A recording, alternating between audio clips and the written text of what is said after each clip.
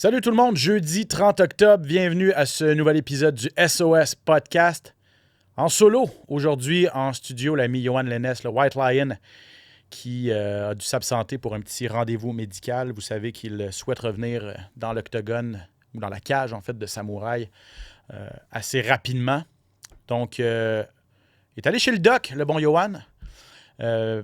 Mais, n'ayez crainte, je ne serai pas seul au cours des prochaines minutes pour revenir sur l'UFC 321 et pour parler de la carte de cette fin de semaine à l'Apex, puisque je fais appel à mon releveur numéro 1, celui qui est toujours là lorsqu'on a besoin de lui, et j'ai nommé nul autre que Maxime Carabine, mesdames et messieurs. Ouais, ça manque d'effets sonores, d'applaudissements. Max, comment ça va, mon ami? Comment ça va? Big Ben, ça va super bien, merci, toi aussi. Excellent. Et puisque je te parle de releveur numéro 1, je me disais qu'on pouvait peut-être commencer l'émission en analysant le match numéro 5 Blue Jays-Dodgers hier. Hein? Ben là, t'as pas fait appel au bon analyste pour ça. De un, j'écoute pas vraiment le baseball, puis de deux, je suis un expo pour la vie, fait que moi, ce que les Jays y font. Voilà. Non, pas pour la petite histoire. Quand on était à Vancouver la semaine passée, ou il y a 2 semaines, j'arrêtais pas de dire à Max, on va aller écouter la game dans un resto. On va aller écouter la game dans un resto. Il était comme, non, je veux rien savoir. Moi, je m'en vais chez nous parce que je veux pas regarder les Blue Jays. Donc, je me doute bien que t'as pas regardé la rencontre d'hier. Mais t'as regardé l'UFC 321? Tout à fait, avec beaucoup d'attention.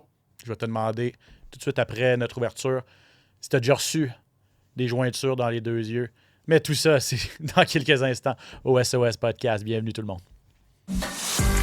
SOS! Attention, ça va frapper. Spectaculaire, flamboyant. Des athlètes de haut niveau. Des champions des arts martiaux.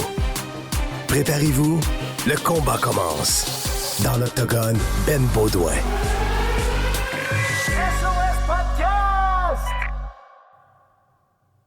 Oui, autre belle émission pour vous aujourd'hui parce que malheureusement, ce ne sera pas nécessairement l'aspect sportif qui va retenir l'attention, mais plus l'aspect réglementaire, en tout cas surtout quand il va être question de l'UFC 321. On espère avoir une meilleure carte et un meilleur combat final cette fin de semaine à l'Apex du côté entre Steve Garcia et David Onama. Mais tout de suite, on retrouve Max qui est dans son studio à l'extérieur parce que tout ça pour ça, hein, c'est ce qui retient vraiment l'attention après cette carte du côté d'Abu Dhabi parce qu'on était excités de revoir Tom Aspinall après 15 mois amorcer ce règne de champion incontesté des poids lourds.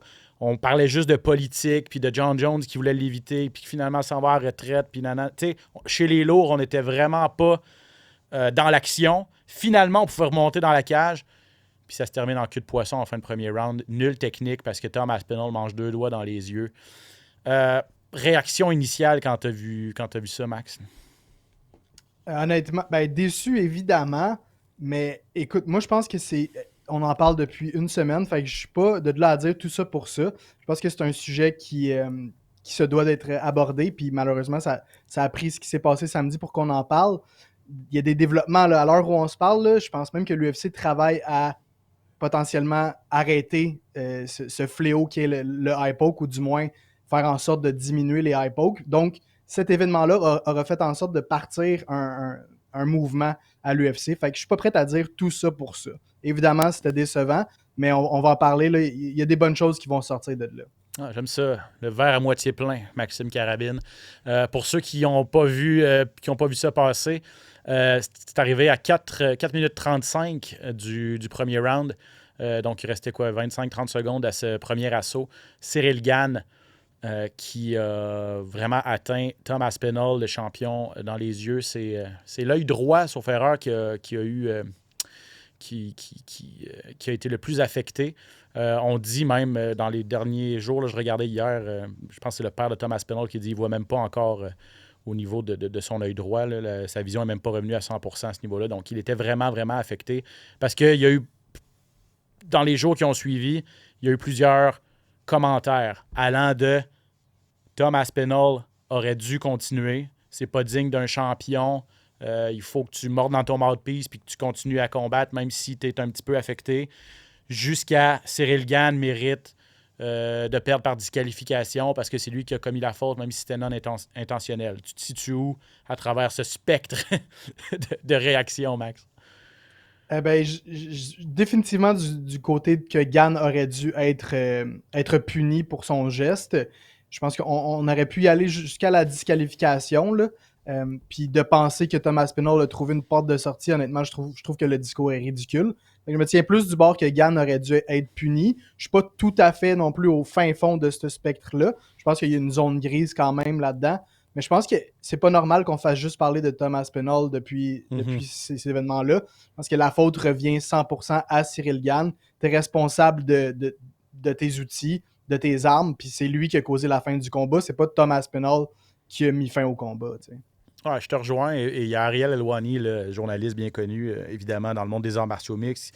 C'est un peu ça son point, lui aussi. Il dit, regardez, dans quel autre sport qui se respecte, quel autre sport professionnel on dit à quelqu'un qui commet une faute, « Ah, mais t'as pas fait exprès, donc on va pas te pénaliser. » Tu sais, c'est comme si au hockey, il y a un gars qui slashait un adversaire, mais finalement, t'as pas fait exprès. Tu sais, même chose, là, où t'as pas fait exprès d'être hors jeu, on va laisser le jeu continuer. Tu sais, je veux dire, ça fait aucun sens dans cette optique-là. Boxe, arts martiaux mix, c'est sûr que on est ailleurs un petit peu parce qu'on va laisser une certaine latitude. Souvent, au deuxième ou à la troisième faute, on va commencer à enlever des points. Est-ce qu'on devrait être plus sévère? Est-ce que c'est ça que tu as vu passer, toi? Comment on peut régler le problème si en étant plus sévère dès la première faute, ou en changeant, je sais pas, les pièces. On a essayé de changer les gants auparavant, il n'y a pas si longtemps. On est revenu aux anciens gants aussi. Qu'est-ce que tu as vu passer pour essayer de régler le problème des doigts dans les yeux, notamment? C'est l'ancien combattant de l'UFC, là, Josh Thompson, qui est sorti sur son podcast, là, le Weigh-In Podcast, si je ne me trompe pas. Puis il a dit qu'il a entendu dire qu'en ce moment, à l'UFC, il travaille, comme je te dis en début de show, à essayer d'éradiquer ce problème-là, ce fléau-là. Tu l'as dit, l'UFC a essayé de changer les gants dernièrement. Bon, je pense que c'était plus un coup marketing qui essayait d'enlever les yeux dans le visage. Pour mettre les gens en contexte, le combat a été rule un no contest entre Cyril Gann et Thomas Pinol parce que le combat a été arrêté suite à une faute jugée non intentionnelle de la part de l'arbitre envers Cyril Gann, comme tu l'as mentionné. Fait que c'est tout cet aspect-là, là, intentionnel, non intentionnel. Tu as fait des bonnes comparaisons avec les autres sports professionnels. La meilleure comparaison, je trouve, c'est au hockey. Beaucoup vont connaître cette analogie-là. Mais le high stick, le bâton élevé au hockey, le trois quarts du temps, le gars, son but, c'est pas de mettre son bâton dans le visage de son adversaire, mais quand ça résulte à ça, l'arbitre, il se pose pas une question si il a-tu essayé de lever son bâton ou il voulait vraiment l'atteindre au visage. Ouais. C'est 2 minutes, même 4 minutes si le gars, il saigne. Ça devrait être la même chose au UFC. Les combattants se font avertir avant les soirées de gala par les arbitres. Les arbitres viennent les voir dans le vestiaire. On les avertit, tu n'as pas le droit de mettre des doigts dans les yeux. On n'a pas le droit de kicker là où ça fait mal non plus. Fait que oui, définitivement que, selon moi, première faute durant le combat, t'enlèves un point. C'est ridicule qu'on fasse des avertissements quand c'est des fautes. Puis je pense que Cyril Gann aurait dû être disqualifié là, dans cet exemple-là qui s'est passé samedi dernier. Ah ouais, à ce point-là.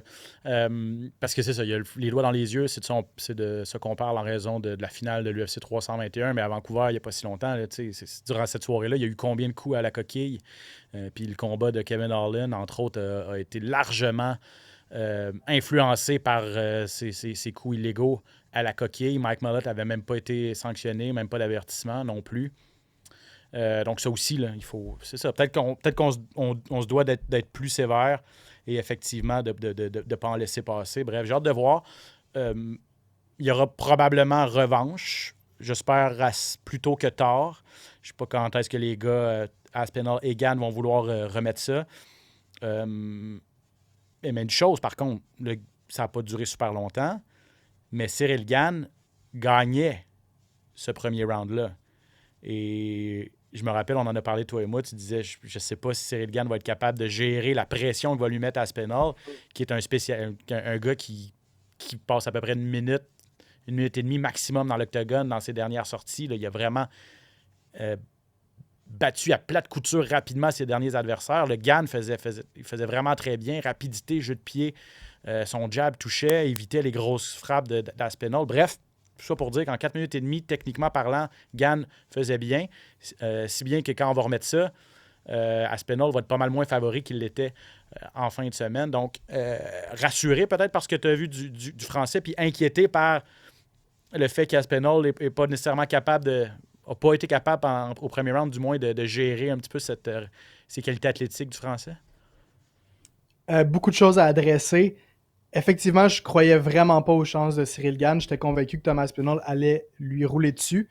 Deuxièmement, c'est pas parce que j'aurais disqualifié Cyril Gane pour ce combat-là que je donnerais pas nécessairement un combat revanche. Que ce soit une disqualification ou un no contest, selon moi, il se doit d'avoir une revanche. Tu parles d'une revanche plus tôt que tard. Malheureusement, on va suivre de près l'état de santé de Thomas Aspinall parce qu'à ce jour, il ne peut toujours pas combattre ni même voir penser s'entraîner. Fait que je pense que malheureusement, on va attendre un petit peu avant de voir le match revanche.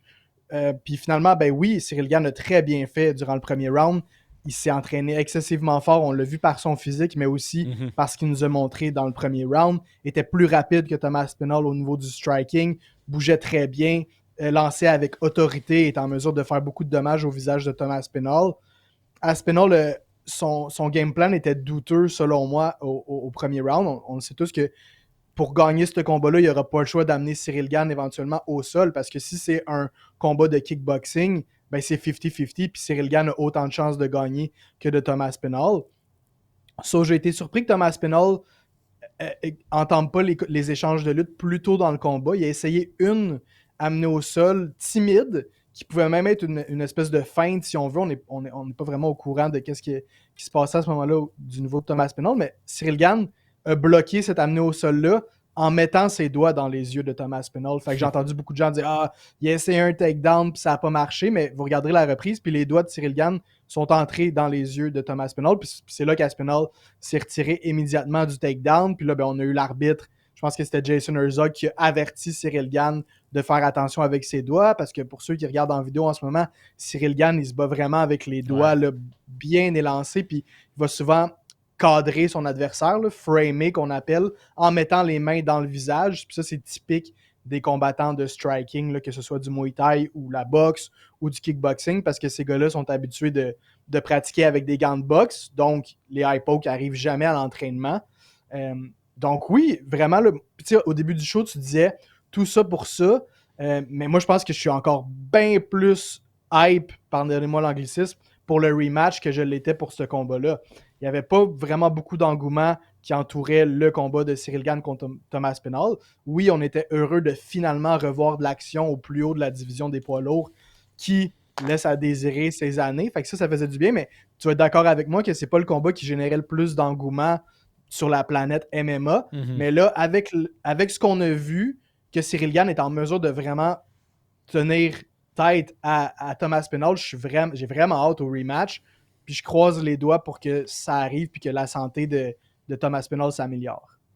Ouais, je suis assez d'accord avec tout ce que tu viens de dire. Effectivement, peut-être pas le combat avec le plus d'engouement, mais ouais, avec ce que Cyril a fait. Parce que Cyril n'avait pas bien performé nécessairement à son dernier contre Volkov, victoire à l'arraché, même que plusieurs juges qu'il a perdu. Donc, ça a chialé beaucoup quand on lui a donné la chance au titre, mais là, avec sa préparation et ce qu'il a fait dans le premier round, il a prouvé qu'il avait sa place avec le champion. Donc voilà pour ça. Demi-finale, peut-être un mot rapide sur cette victoire de Mackenzie Dern contre Jirna Jandiroba, Dern qui l'a emporté par décision unanime. Un combat, honnêtement, c'est un combat vraiment serré, là. Décision unanime. La bonne décision a été rendue, mais les deux filles ont connu leur moment.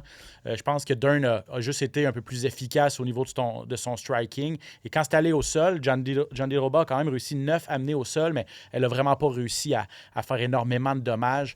La combattante de Jiu-Jitsu brésilien, il faut dire que Dern est aussi bonne, sinon meilleure que Jandiroba au niveau du Jiu-Jitsu brésilien. Bref, comment tu as vu ce combat-là? D'accord avec la décision? Ah oui, sans l'ombre d'un doute. Honnêtement, là, je ne sais pas si j'exagère, mais je pense que c'est un des bons combats chez les femmes qu'on a vu cette année. Là. C'était une belle guerre sur les pieds. Certes, ce pas des combattantes qui sont super techniques au niveau du striking puis du pied-point. Mais c'est deux filles qui n'ont pas peur d'échanger des patates. Puis là, en plus, ben, tu avais la ceinture en jeu. Fait que tu as senti que les deux le voulaient encore plus. C'était un rematch. Là. Elles s'étaient affrontées en 2020, Jandiroba et Dern. Puis ça a été un petit peu le même genre de combat, mais sur 5 rounds, puis avec une coche ou deux de plus. Des bonnes amenées au sol de Jandiroba, mais c'est Dern qui a fait le plus de dommages quand elle était sur son dos avec les coups de coude. Puis je pense qu'elle a très bien fini le combat aussi. Là. Je pense qu'elle a gagné le 4 puis le 5e round. Tu as senti qu'elle voulait peut-être un petit peu plus que Jandiroba. Puis elle est maintenant championne, Mackenzie Dern, mais j'ai vraiment adoré ce combat-là, Ben. Ah ouais, tant mieux parce que plusieurs étaient là aussi plus ou moins enthousiastes à l'idée de voir ce combat-là. On se rappelle que la ceinture était vacante parce que Weili Zhang décide de monter à 125 livres pour affronter Valentina Shevchenko. Puis moi, en fait, j'ai pas détesté ce combat-là. Je suis d'accord avec toi. C'était un bon combat parce que c'était deux combattantes de même niveau. Le matchmaking était bon, puis il n'y en a pas une qui a dominé une de l'autre. Là. C'était vraiment, pendant 25 minutes, ça aurait pu aller d'un côté comme de l'autre. Mais moi, je sors de ce combat-là avec vraiment l'impression qu'aucune de ces deux filles-là, face à Weili Zhang, aurait la moindre chance. Je ne sais pas si tu es d'accord avec moi. J'ai vraiment trouvé qu'on était une coche en dessous de la championne, qui n'est plus championne dans cette catégorie-là, là, mais si elle devait redescendre à 115 contre la gagnante de ce combat-là, bonne chance à Mackenzie Dern, par exemple. Ah, tout à fait. Puis Mackenzie Dern, ça a été la première à le dire, là, que si ça avait été contre Zhang Weili, elle ne se serait pas sentie prête, mais c'était contre Jandiroba, elle l'avait déjà affronté, elle l'avait déjà battu. Fait que tu sais, ils sont pas délusionnels, puis elle sait là, qu'elle est pas meilleure que Zhang Weili. C'est un petit peu le même problème que les heavyweights il y avait là, avec Cyril Gane puis Thomas Spinall. L'UFC a tellement voulu vendre un combat avec John Jones que tout le monde a comme mis Cyril Gane de côté, puis on pensait pas qu'il était légitime au titre. Même chose pour Dern puis Jandiroba, comme Zhang Weili a laissé sa ceinture vacante. On dirait qu'on délégitimise ces filles-là, mais qu'est-ce que tu veux qu'ils fassent de plus? Les deux, ils se font offrir une chance au titre. Ils vont pas dire non parce que la meilleure, c'est Zhang Weili. Fait que c'est un petit peu un problème de culture. Puis évidemment, là, on est des fans d'arts martiaux mixtes depuis très longtemps, toi puis moi. La culture, il faut que ça change un peu. Là, de penser que Thomas Spinall, il a abandonné le combat. Je veux dire, à quoi vous pensez? Là, même chose pour Jandiroba puis Dern. Je veux dire, c'est deux des meilleurs 115 livres au monde, même si c'est pas Zhang Weili. Je veux dire, ces deux filles-là méritaient absolument d'avoir une chance au titre. Fait que c'est vraiment à ce niveau-là que j'aimerais voir du changement. Ouais, c'est vrai qu'on est parfois difficile à satisfaire. Et bien dit de quand même donner tout le crédit à Mackenzie Dern. Une vétérane, elle est là depuis longtemps. On connaît tout son talent en arts martiaux mixtes, en jiu-jitsu brésilien notamment.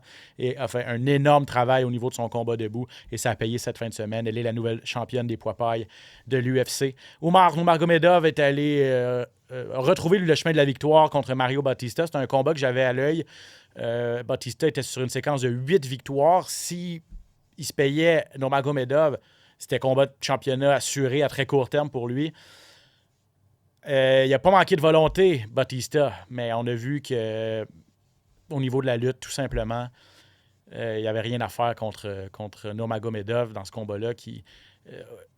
C'est ça. Quand ça commençait à chauffer un petit peu, ou je veux dire, il s'est fait ébranler à une ou deux reprises, là, je me rappelle, Nurmagomedov, mais aussitôt que facilement réussi à amener ça dans son monde, ce qui lui a permis au final de gagner les 3 rounds. Là.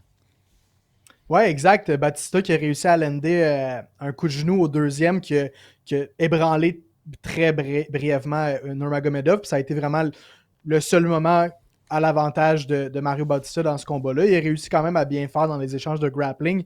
Mais tu l'as dit, écoute, Umar, je pense que c'est le cousin à Khabib. Ouais. Puis il doit faire de la lutte comme ça là, avec des Dagestans depuis que 6 mois, probablement. Fait que pour lui, là, même s'il se fait ébranler par un coup de genou, ben, il y a tellement le muscle memory qu'on appelle, donc la mémoire musculaire qui embarque, puis c'est des vrais sangsues, ces gars-là, ils vont te coller, ils vont t'amener au sol, hyper puissant également. Là, Bautista, c'est probablement un des 135 livres les plus forts physiquement, puis on a vu ce que Umar a été capable de faire avec lui. Combat très serré, mais c'est vraiment difficile de rivaliser avec ces gars-là. Quand ils réussissent à mettre la main sur toi, très difficile de s'en sortir. Et c'est un résultat qui est positif pour le Québécois Eman Zahabi. D'ailleurs, ceux qui nous regardent en vidéo pourront admirer Mon T-shirt, voilà, je vais le passer de ce côté-ci derrière le micro, mais T-shirt à l'effigie de l'ami Eman. Voilà, j'ai de la misère avec ma gauche, ma droite, là, mais bref. C'est à vendre, d'ailleurs, si vous voulez contacter Eman et son équipe, c'est à vendre ce superbe chandail. Petite pub ici. Je ne suis pas payé, par ailleurs. J'ai payé mon chandail. Mais tout ça pour dire que j'ai noté que ce résultat-là aidait Eman, parce que Eman, ce qu'il me disait il y a 2 semaines quand je jasais avec lui à Vancouver, c'est qu'il disait, regardez, là, moi, je suis sur 7 victoires de suite maintenant, là, après sa victoire contre Marlon Vera.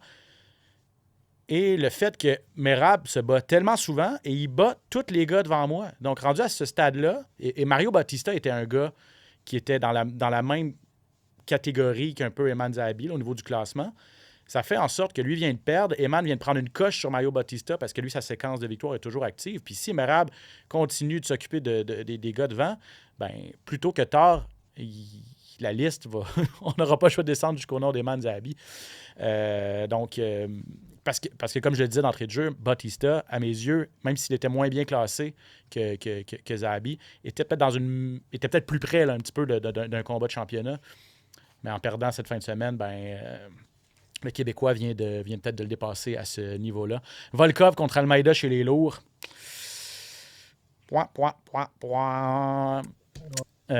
C'est belle victoire victoire importante pour Volkov, là, qui il en avait besoin pour rester dans les classements, mais c'est pas il n'a pas gagné énormément de points auprès de ses patrons avec cette performance-là. Puis Almeida ne l'a pas aidé non plus. Il faut être 2 pour danser. Exact. C'est plus Jailton Almeida qui a perdu le combat que Volkov qui l'a gagné. C'est ça. Parce que Almeida était en mesure de l'amener au sol, le Russe, à plusieurs reprises. Je pense, de mémoire, le Volkov a quand même connu un bon premier round.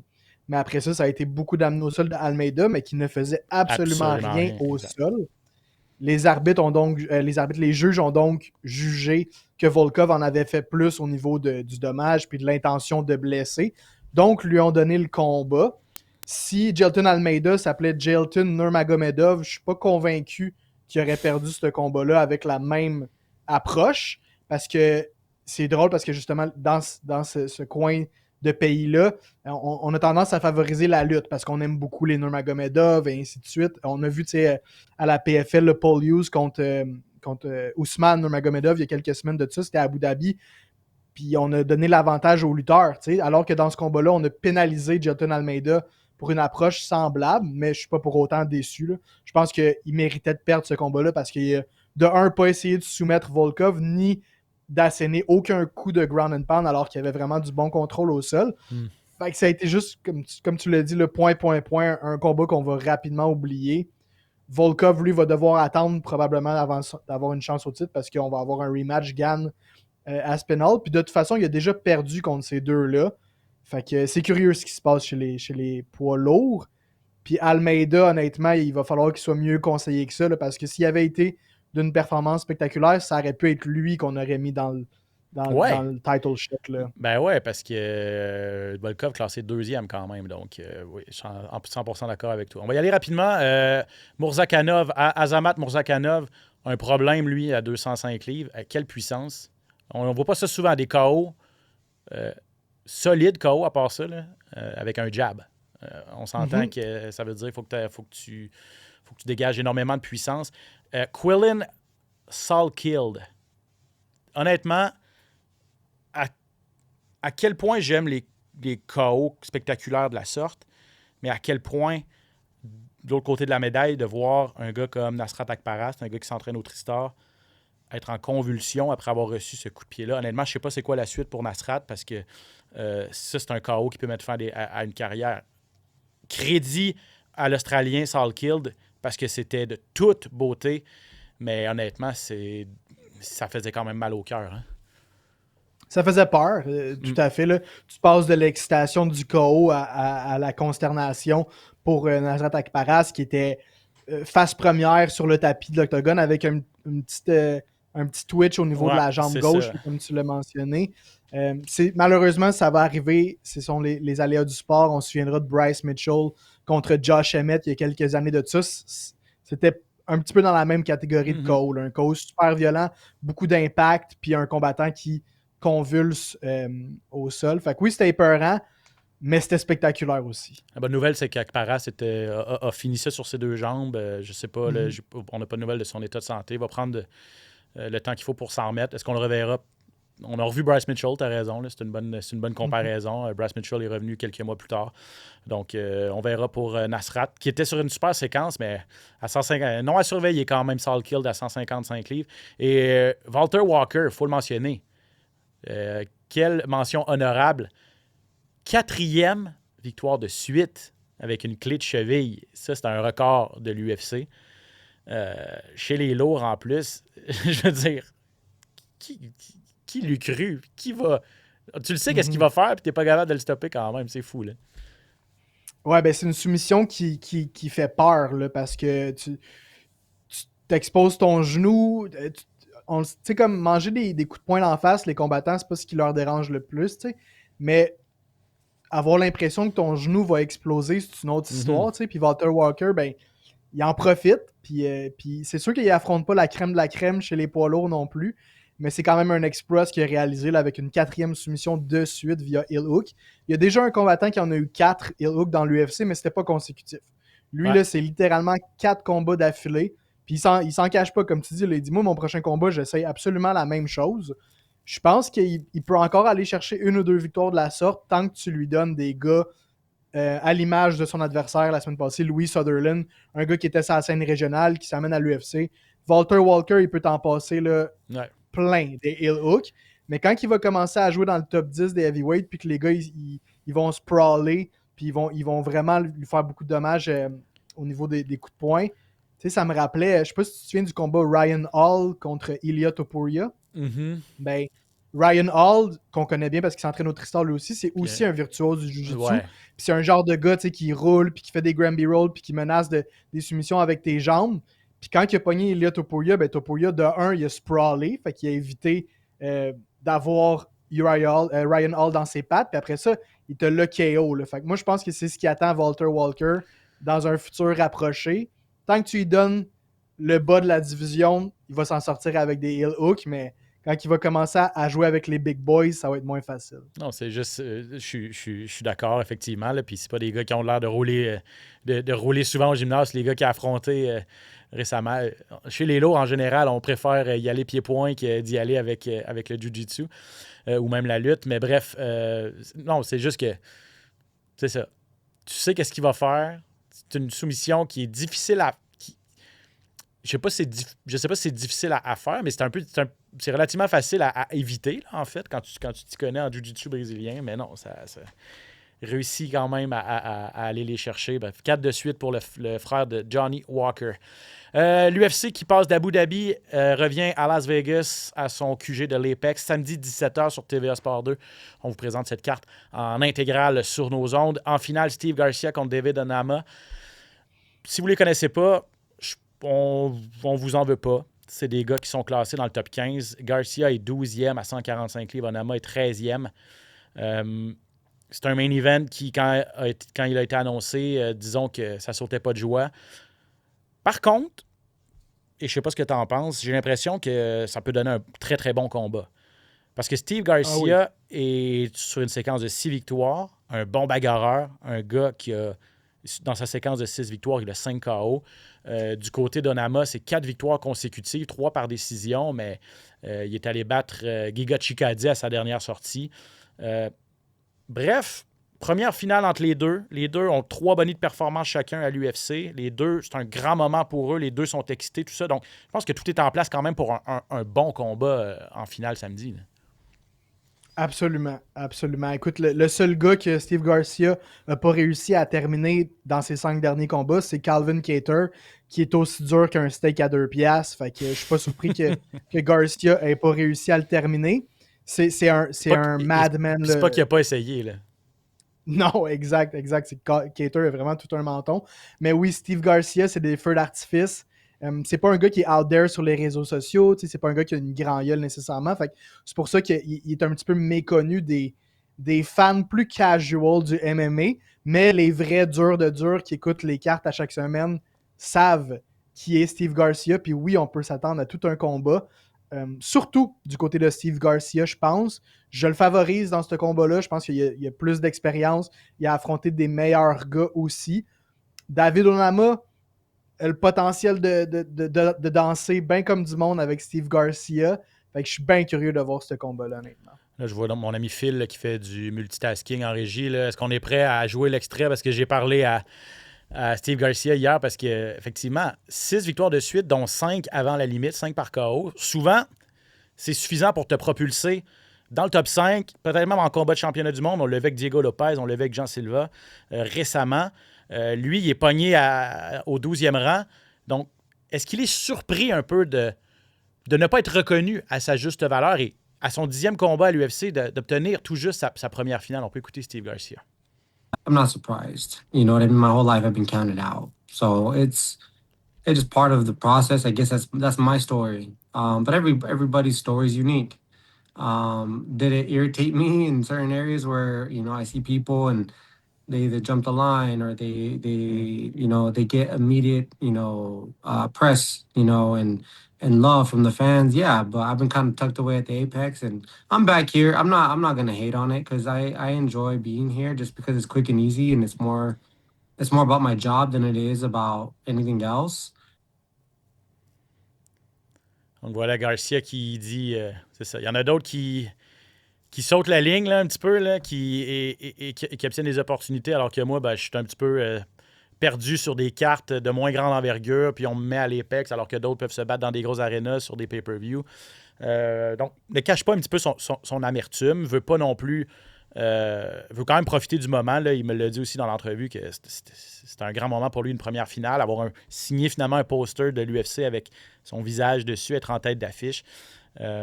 Mais tu l'as bien expliqué, hein? Le manque, c'est une business aussi de spectacle. Les abonnés sur les médias sociaux, si t'es charismatique et tout ça, ça compte aussi, alors que Garcia est peut-être pas dans cette ligue-là. Là. Exact. Pour faire un parallèle avec Ayman Zahabi, ces gars-là, ils n'ont pas le choix de commencer à faire du bruit sur les réseaux. Puis on le voit, le Ayman est de plus en plus actif parce que il se rapproche d'un title shot. Des gars comme Merab, des gars comme Belal Mohamed. Caler des gars comme Sean O'Malley, ça fait partie de ça. C'est si ça. Tu veux parler des Zahabi, ouais. Exact. Fait que Steve Garcia, il n'aura pas le choix, avec une victoire spectaculaire samedi face à David Onama, de caler quelqu'un dans le top 10, de dire « Hey, j'ai pas d'affaire à me battre dans le Apex, mettez-moi au T-Mobile Arena, genre à la fin décembre. » Il faut que tu réussisses à créer de l'engouement. Puis c'est dommage, parce que ce gars-là, quand il se bat dans une cage, c'est tout le temps 100% dans le tapis, puis il fait mal à ses adversaires, il termine la majorité de ses combats. Donc moi, personnellement, j'aimerais que ça soit assez pour mériter de se battre dans une aréna remplie de monde. Mais malheureusement, l'UFC, c'est pas comme ça qu'il fonctionne. Puis Steve Garcia, il l'apprend un petit peu à la dure en ce moment. Son adversaire, David Onama, est classé 13e, donc toujours un rang derrière Garcia. 4 victoires consécutives. Fiche globale de 14 victoires, 2 défaites, 11 avant la limite pour David Onama. Donc lui aussi, un gars qui est capable de se donner en spectacle. Il a commencé sa carrière 2-2 à l'UFC. Depuis ce temps-là, 4-0. Donc, il y a eu un déclic pour lui. Il est sur une superbe séquence et graduellement, on lui donne des adversaires de meilleure qualité. Son dernier, Giga Chikadze, il l'a emporté par décision unanime.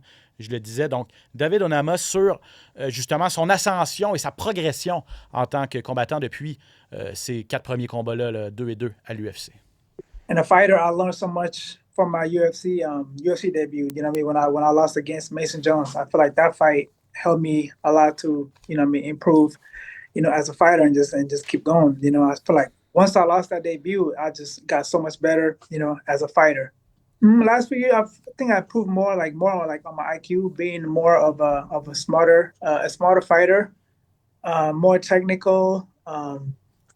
If anything, just being more smart, IQ, and just picking my shots instead of just kind of going out there and just to fight. So I'll prove more of my IQ a lot. Donc, a appris énormément de sa première défaite à l'UFC contre Mason Jones. Et ce qui l'a le plus amélioré, selon lui, c'est vraiment son intelligence de combat, son QI de combattant. Pas juste aller là puis bagarrer, là.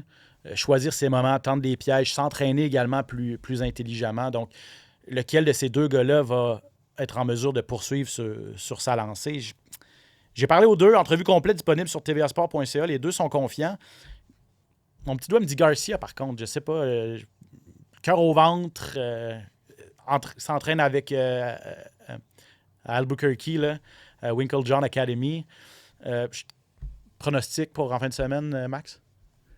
Ouais, ben je le disais en début de chronique, là, oui, j'ai Steve Garcia gagnant aussi. Je pense que ce combat-là, il y a un petit peu plus de pression du côté de Garcia. Je pense, si je me trompe pas, qu'il est un petit peu plus vieux que David Onama. Pas de grand-chose. 33 contre 31, je pense, ouais. Ouais, c'est ça. C'est pas la fin du monde, mais je pense qu'il est rendu là dans sa carrière, Steve Garcia, versus un David Onama qui a encore une coupe de combat avant de vouloir flirter avec le top 10.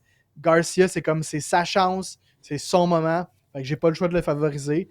Mais Onama est très bien entraîné, très bien coaché, il est très intelligent. Fait que ce sera pas un combat facile. Je touche du bois pour que ce soit aussi excitant que à quoi je m'attends, là, vraiment. Jackson Wink, voilà le véritable nom de ce gymnase très connu du côté d'Albuquerque au Nouveau-Mexique. Un mot sur Ante Delia contre Waldo Cortés Acosta. Ça devait être, sauf erreur, la finale. Chez les lourds, on a plutôt placé le combat des poids plumes en finale. Delia, nouveau venu à l'UFC, mais c'est pas un nouveau venu dans les arts martiaux mixtes, un ancien champion de la PFL, un autre gars qui a fait défection, et on parlera de Larissa Pacheco dans quelques instants dans notre section actualité, mais autre gars qui a quitté la PFL pour se joindre à l'UFC, et après une victoire, est déjà dans le top 10. Partenaire d'entraînement de Thomas Aspinall aussi. Si vous ne le connaissez pas, rapidement pourrait se retrouver au sommet. Et là, il va falloir que Thomas Aspinall, il l'a déjà dit, moi je ne me battrai jamais contre mon chum Ante Delia. On n'en est pas là, mais un gars qui peut faire du bruit chez les lots aussi. Là. Tout à fait. Puis s'il s'entraîne avec Aspinall, ça veut aussi dire qu'il s'entraîne avec les meilleurs poids lourds en Europe, parce que le gym de Aspinall, c'est là que la majorité des meilleurs poids lourds en Europe s'entraînent. Il y a Phil DeFries, le champion de KSW, tu as Thomas Aspinall, le champion de l'UFC, puis tu as Ante Delia qui était champion de PFL. Fait que ça tourne avec les meilleurs au monde. Donc oui, très talentueux, Ante Delia, il a fait la bonne décision, je pense, en venant à l'UFC. Dans l'état où la catégorie des poids lourds est, effectivement, ça va être plutôt rapide comme ascension si tout se passe bien. Puis son adversaire, Waldo, ben lui, c'est tout un personnage quand même, l'ancien joueur de baseball. Il cogne dur quand même, il cogne fort. Fait qu'il devrait être un bon combat, mais je suis quand même satisfait qu'il ait mis les poids plumes en finale. Il n'a jamais perdu par KO, Waldo Acosta. 7 victoires, 2 défaites globalement dans sa carrière. Puis il a survécu en fait aux grosses... pour reprendre ton expression, aux grosses patates de Sergey Pavlovich à son dernier combat. Donc, capable d'en prendre. Si Delia réussit à lui passer le KO en fin de semaine, on va savoir que c'est tout un client qui mérite d'être là. C'est pas mal les deux combats qui retiennent notre attention cette fin de semaine du côté de l'Apex. Je vous le répète, 17h sur TVA Sport 2. On termine ça avec les actualités. Rumeurs, échos, coulisses, les plus récentes nouvelles. Le hype UFC.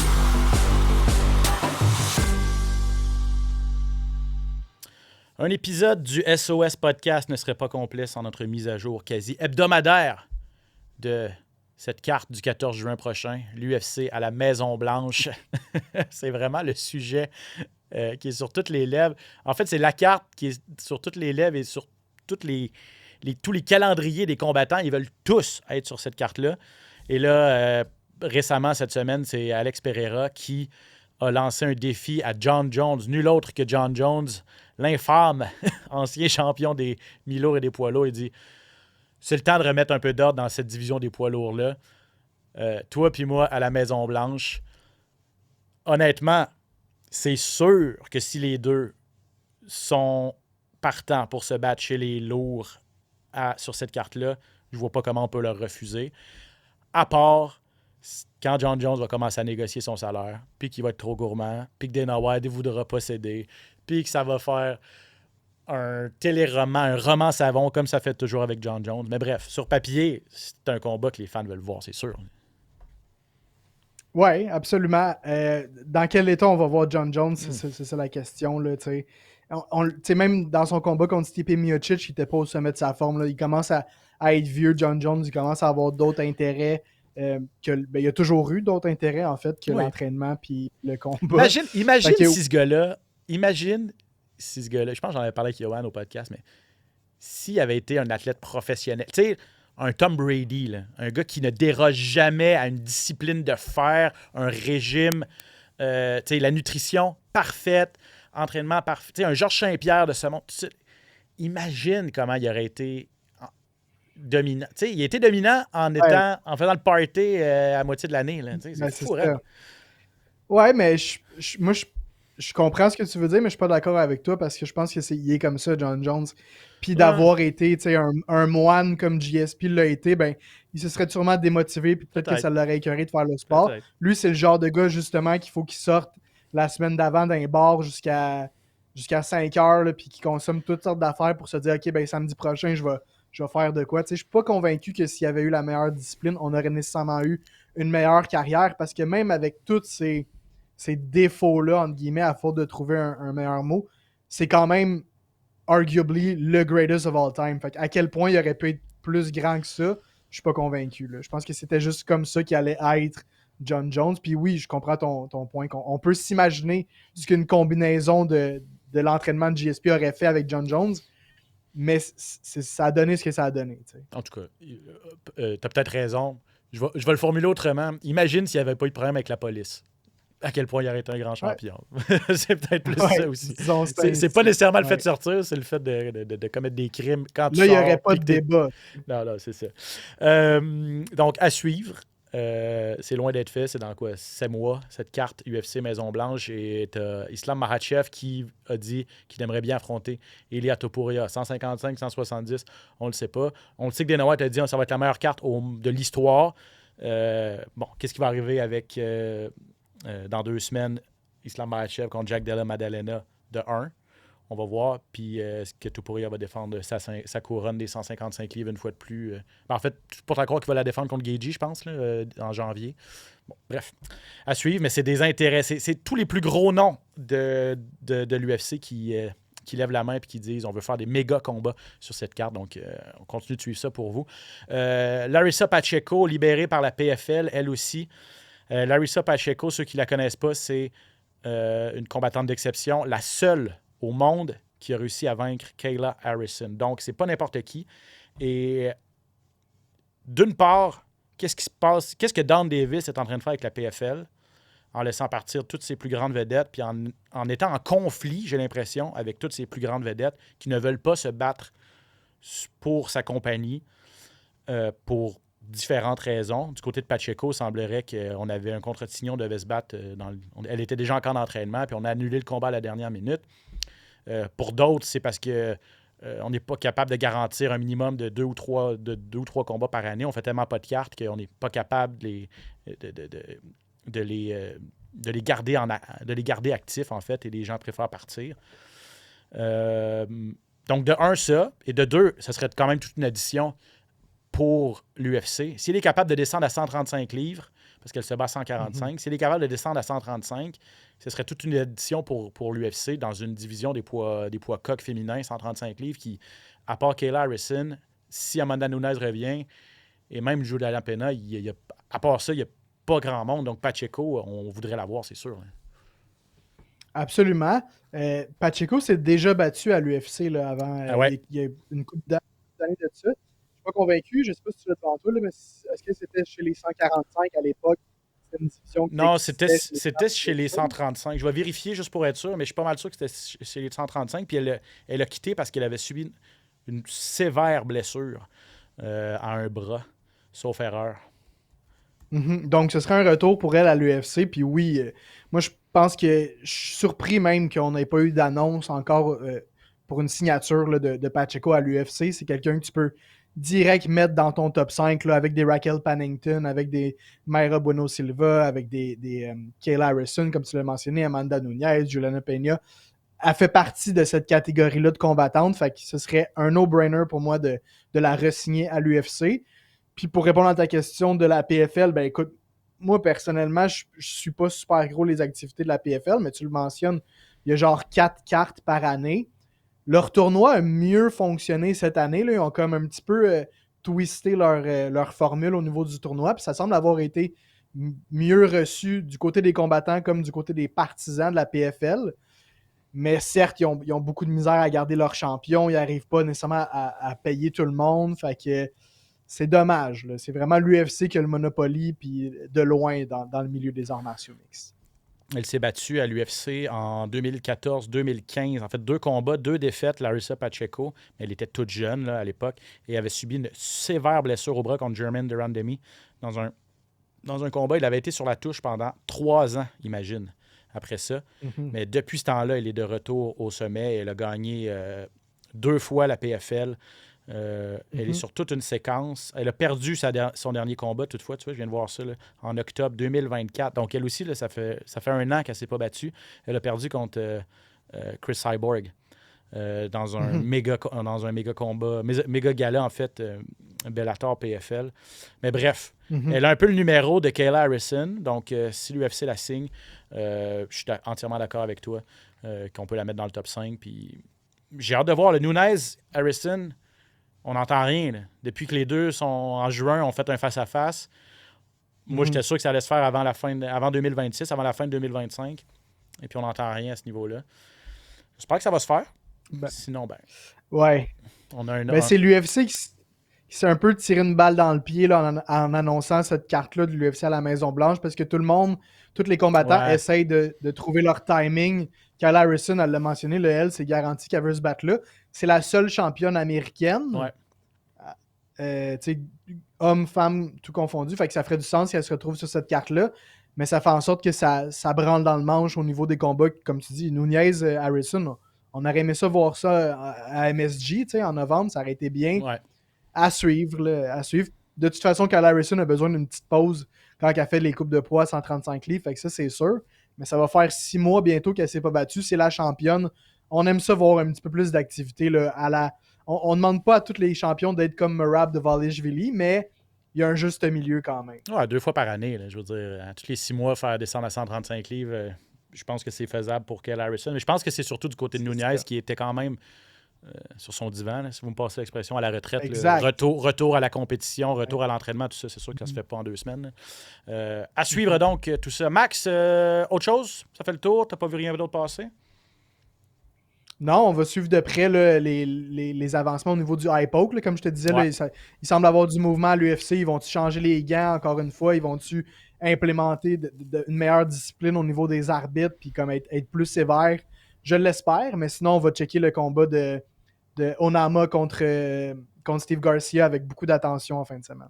Merci énormément d'avoir accepté à pied levé de remplacer notre ami Yohan Lennes qui devrait, si tout va bien, être de retour la semaine prochaine. Max Yarabine, je te dis à la prochaine, mon cher ami. À vous à la maison. Je vous dis à la prochaine également pour un autre épisode du SOS Podcast. Je m'appelle Ben Baudouin. Au nom de toute l'équipe, merci de nous suivre et on se revoit bientôt. Ciao!